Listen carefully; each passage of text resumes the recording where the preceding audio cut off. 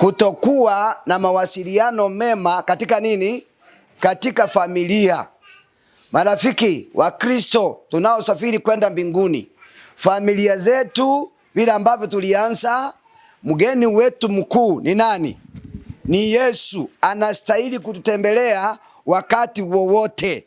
Kwa hivyo mawasiliano yakiwa mabaya, mtapomoa vitu ambavyo mungechenga kwa siku nyingi.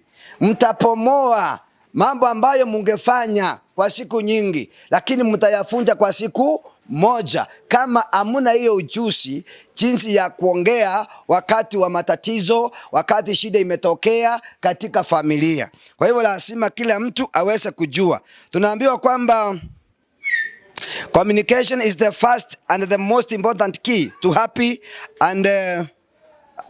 and successful family. Wanasema kwamba mawasiliano ni kitu cha muhimu sana, ni kitu cha kwanza muhimu sana kinachoweza fanya familia iweze kufaulu, familia iweze kuwa na furaha siku zote. Kwa hivyo msipokuwa na mawasiliano mema, vile ambavyo mnaongea katika nyumba, kama tatizo limekuja, mtafute mbinu ya kuongea. Mnashindwa, mkijaribu kuongea hivi mnashindwa. Kuna vitu ambavyo vinaweza kuwa kwamba mtu anaanza kuwa na uoga kuongea kwa mwingine, mtu anaanza kuwa na kiburi, mtu anaanza kudunisha mwingine, kwamba huyu si mtu wa kufanya nini, wa kuongelesha vile ambavyo inatakikana.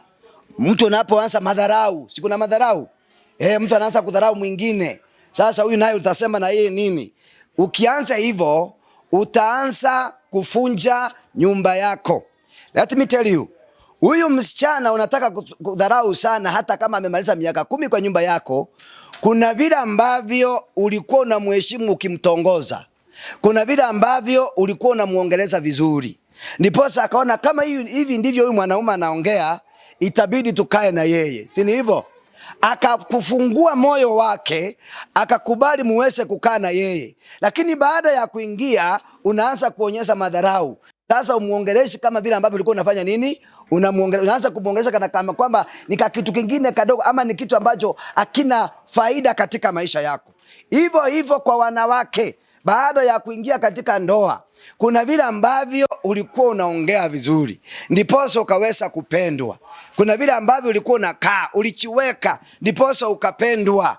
Na ulipoulizwa majina, kuna vile ambavyo ulijibu. Kuna vile ambavyo ulianza kueleza, mkaongea kitambo, mfike kwa nyumba, mwanze kuitwa mume na mke, mliweza kutumia mambo mazuri. Kwa hivyo uheshimu mume huyu wako, mnapoongea umpe heshima yake, mnapoongea na yeye ujue yeye ni nani kwako na yeye ajue wewe ni nani kwake. Ni jambo ambalo linatakikana liweze kuwa. Tunasema lakini ukweli ni kwamba familia nyingi ama mume wake wengi na waume wengi wako na mawasiliano mabaya katika nyumba zao. Kuna mambo mengine ambayo tunaambiwa kwamba maadui ya mawasiliano katika familia ni kuassume. That's number 1. Mtu anapoongea, mwingine anafanya nini? Anaassume kana kwamba asikii. Si kuna uwezekano mtu hataki kusikia. Unaongea vile ambavyo yeye alikuwa amesema hapa, kwamba unaongea na mtu anakuangalia hivi. Wewe ukiongea na mtu anakuangalia hivi na hataki kujibu, si utaanza kuwa na maswali mengi. Nimemkosea nini? Ni mbona hataki kusikia haya? Ikiwa saa hii hata kupiga simu upige mara 2 mara 3, wa mama, kuna wakati mwingine mnafika mahali mnaruhusa simu mahali. Tukipiga simu kuja nyumbani hatuwapati. Nipige mara 3. Ya 4 ukichukua simu, whether you like it or not, hata mimi lazima niulize, simu ilipotea ni saa hiyo umeletewa? Lazima ile uchungu kwamba maana ya simu ni nini katika familia. Lakini vile tunajua mama wanakuanga busy sana, si hivyo? Labda unaweza weka mahali, uko na shughuli zingine na unaisahau. Lakini vile ambavyo utaweza ulizwa, itaweza kuwa shida. Kwa hivyo, hiyo kuassume kwamba utaki kusikia mtu mwingine akiongea, inachangia pakubwa familia kufunjika. Nataka niseme hivi, mwanamke anapoongea na wewe, hata kama ulikuwa na mambo mengine makali, mupe nafasi. Hata kama ni simu, weka chini. Halo? Hata kama ni TV, achana nayo. Mimi napenda Judy wa kwangu, nikiongea na niangalia hivi macho kwa macho. ndio najua haya mambo yanafanya nini, yanaingia mahali yanatakikana. Ukiniambia ongea tu nasikia. Ukifanya vitu zako huku, hiyo inamaanisha unataka kusikia mambo ninaongea. Mama unafagia na unasema siongee, kwani unataka nikuangalie hivi ndio ujue ninaongea? Sasa tunaona umeanza vita. Tulikuwa tunaongea lakini umeanza nini? Wewe kama ni kuongea ule muda ambao niko na wewe, kaa chini, anza kuniongelesha hivi. Nikiongea kazi yako ni hiyo. Tunafundishwa katika yani uonyeshe ile kwamba mfano kwamba unasikia kitu unafanya nini. Kama ni kustuka ustuka kidogo. Basi ndio nijue vile nitaongeza tena kingine. Kwa hivyo uweze kuwa katika hali hiyo. Tulisema hivyo kwamba usiwe mtu ambaye una assume mwingine anapoongea. Jambo lingine linasumbua familia zingine, hasira, si hivyo? Mtu anakuwa na hasira kati ya mawasiliano. Yaani mnaanza vizuri, unakuta volume imeanza kufanya nini? Kupanda, volume inapanda mpaka watu majirani wanaanza kusikia. Mnaanza kuongea hasira, kwani unioni? Kwani unaniongeleza kama mtoto? Nini? Kama utaki henda, mambo kama hayo. Yaani ni kitu ambacho kilikuwa kidogo, mnaulizana tu pole pole, ilikuaje? Mbona hii ikakuwa? Ukianza kuwa na hasira kati ya mawasiliano, hiyo familia itafanya nini? Itaumia. Katika mnapotatua mambo yote ya kuongea, kama kuna mtu ako na hasira, ukiona mwingine ako na hasira, mwambie leo ninakuomba tusiongee kwa sababu nimeona uko na nini? Na hasira. Tulia kwanza, natamani siku ile ambao umetulia ndio tuweze kuendelea. Families, watu wengi wameachana, wametumia pesa nyingi, wameenda kwa counselors, wametafuta hivyo kwa sababu ya nini? Ya hasira. Na wanasema hasira ni nini? Ni hasara. Adui mwingine wa mawasiliano ni machozi, tears. Mnapokuwa mkiongea katika familia, kuna mmoja anaanza kuwa na hiyo nini mnahitaji emotion, mpaka anaanza kutoa machozi. Kwa hivyo umeniona shida. Na hapa mnatatua kitu cha muhimu sana, akihitaji nini? Machozi. Kwa hivyo lazima ukae hapo ukijua kwamba tatizo hili, kuna vitu vingine havitaki machozi. Na tumekuja kugundua, ukiona mtu anaweka machozi kati ya mawasiliano, that means hiyo ni defense. Labda amekosa chenye anataka ni nini? Ni defense. Akiweka machozi ndio niona amelia, amesumbuka sana, ndio niache nisifanye nini? Nisimuulize. Na nisipokuuliza basi tatizo litafanya nini? Litaendelea, hatujalitatua, bado liko hata ukilia. Ndio maana naambia wa kwangu Judy, alia asilie. Kama kuna tatizo tunatatua, namwambia alia umalize, bado tutarudi hiyo hapo. Kwa sababu mwishowe tutatatua nini? Tatizo hili, kwa sababu hatuna mwingine wa kuja kulitatua. Kama uko na machozi mengi, fanya nini? Lia. Ukimaliza kuna vile tutalitatua. Kwa hivyo mama sana ndio wanakuanga na hiyo. Wakati ambapo ameona wamekosa, labda ameulizwa hii ni nini inaendelea hapa, labda ni simu, mambo yanatokana na simu. Labda hii message ni ya nini? Baadaye useme mimi sijui. Unasema kwani unaniona mimi ni msharati? Na simu ni yako. Na sisi sasa labda kuna ingine imetumwa kimakosa. Ni heri umueleze kweli, mzee wangu, hii nayo ni miujiza ingine nimeona na mimi. Kwa nini? Kwa simu. Na inataka waamini, kwa sababu mimi sijui huyu mtu, namba yake ndio hiyo. Piga muulize, ulikuwa umeweka message hii ni ya nini? Kwa sababu uliza. Makosa ni wakati unaanza kujificha na kuanza kudelete message, ati sasa isikuje kupatikana, wewe umejiweka kwa hatari. Kwa sababu hiyo ndio kumaanisha kwa mbona unafuta.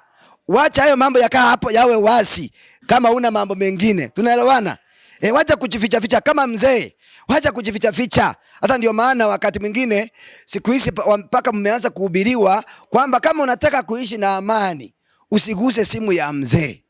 Si ndivyo ndio mnaanza kuhubiri? Hiyo ni injili gani sasa? Hata kama unataka kuishi na amani, usiguse simu ya nani? Ya mke wako. Hiyo ni familia gani? Simu ni yenu. Hebu angalia, simu tumeokoka. Washiriki hamjambo. Sisi tumeokoka sana. Si tunakula Pasaka. Sasa naongea na washiriki. Hebu niwaulize. Kama kweli huyu ni mke wako, mnayefanya mambo pamoja, acha ya nini unaweka password kwa simu ambayo mke wako hajui? Hii ni nini mnafanya? Mbona unaweka password kwa simu kwamba mke wako ana uwezo wa kufika kwa simu yako? Mume wako ana nafasi ya kufika kwa simu yako. Yaani umeweka password kila kona. Facebook password, Twitter password, Messenger mapicha. Sasa hiyo simu ni password kila mahali. Na WhatsApp password, kwamba mtu hawezi akafika pale. Hii ni nini unafanya? Natangaza hatari kama wewe ni Mkristo na hakika umeweka password kwa simu, unahitaji kuona mchungaji uombewe maombi makubwa. Kwa sababu uwezi ukadanganya, kuna mambo ambayo umeficha. Hata kama unakuja kanisani, hiyo nao nakwambia, na mimi naambia washiriki wangu, ukipata mzee wako ameweka password kwa simu kwamba wewe hujui, utaweza weka password kwa watoto ili wasije wakaingia kwa simu, kwa sababu siku hizi watoto wa siku hizi ukiacha tu simu hivi wanaipata na wanaenda mahali ambapo hawastahili kwenda, si hivyo? Lakini mke wako acha ya nini password asijue. Ukiona kuna password ujui, natangaza, nataka kuchoma familia zaidi. Kuna mambo yanayoendelea ambayo ustahili kujua. Nataka nisichome kabisa. Mwanaume hakuna haja. Kwa hivyo nasema katika mawasiliano, usianze kuficha vitu. Huyu ni mke wako, huyu ni mume wako, lazima aweze kujua vitu zote, kwa sababu hakuna vitu vingine. Nitakuja kusema mambo mengine katika tunapoenda kwa wengine. Kwa hivyo ni kitu ambacho kinafanya shida. Adui mwingine ni silence, kunyamaza. Wanachangia sana kufunja familia nyingi. Mnapowasiliana, mtu anafika anaamua ananyamaza. Ukimuuliza hataki kujibu. Yaani Kiibrania ya kwetu tunasema obwenenu. Mtu anafika anasema siongei, utafanya? Utadu? Yaani unaanza kuonyesha hiyo inaitwaje obwenenu kwa Kiswahili? Ukaidi. Hata ni ukaidi kweli? Kiburi hapana. Ujeuri. Umejaribu kidogo. Hiyo ni kujaribu kuweka ujeuri fulani kwamba uone ni nini atafanya nini. Unapoanza hivyo kwa familia, utafunja nyumba yako. Kwa hivyo mambo kama haya yanapotokea, kama iwe nini, komaa vizuri, ongea, mwambie hivi na hivi. Sana sana jambo hili linakuwa kwa wazee. Wazee anaulizwa kitu anaamua kunyamaza. Kwani mimi ni mtoto? Naanza kurusha mambo mengine ambayo anataka kuweka kusuia ndio asifanye nini? Asiulize. Unaanza kurusha, kwani umeanza kunikalia? Ndio mstue asiulize ngine. Hapana, hata akukalie ni mke wako na wafundisha tabia mbaya. Biblia inasema mwanamke alinde mume wake. Kwa hivyo ni yeye anastahili kukaa hapo na aweze kukutunza, akulinde. Kwa hivyo si tabia mbaya. Vitu vingine wacha kujifanya kana kwamba wewe hautaki, kana kwamba unakaa dunia nyingine. Unapoulizwa, mzee, tulipooana ulikuwa unakuja mapema, lakini siku hizi umeanza kuja saa 4 ya usiku na una kazi ambayo inaweza kufanya ufike saa 4, si uniambie ni nini inaendelea? Usianze kumwambia kwani umeanza kunilinda. Kama kuna kazi kubwa anastahili kufanya, ndio hiyo. Ni wewe alikuja kulinda. Kama kuna mtu alikuja kulinda ni nani? Hakuja kulinda watoto. By the way, hakuja kulinda watoto. Hakuja kulinda vitanda na viti na sahani. Sahani zilikuwa kwao, angetunza za mama yake, angelinda hizo. Kitanda kilikuwa kwa mama yake,